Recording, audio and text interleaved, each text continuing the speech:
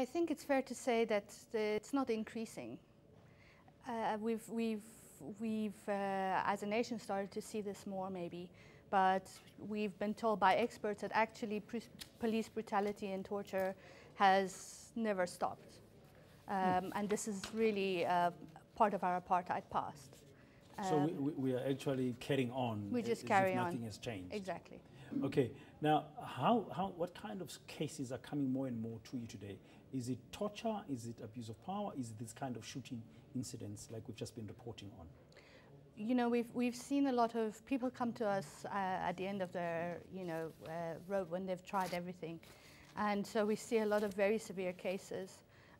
One of the stories that we wrote about last year was of police officers actually booking out inmates from the correctional center, taking them to an unmarked building, hanging them out of the window by their feet to try to get a confession out of them. And things like putting a plastic bag over their head, things that, suffocation that doesn't leave a mark. And just this last week we heard a very similar story, but somebody who lives here in Johannesburg. So it's everywhere. Do you guys engage with the police at all?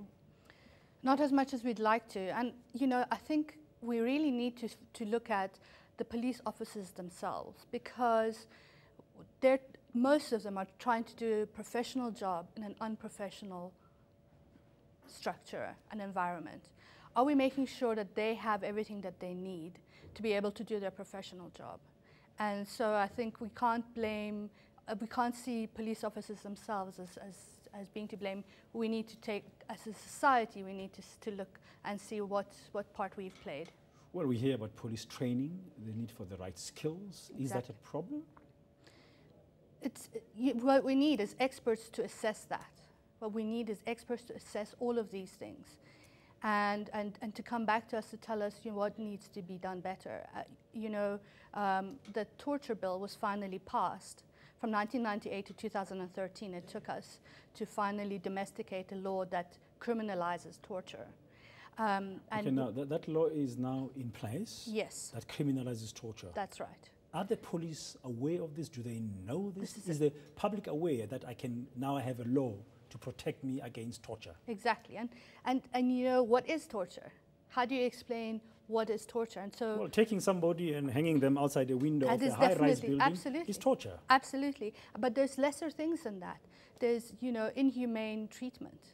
And so first of all, the public needs to know that this is completely unacceptable behavior from any member of law enforcement.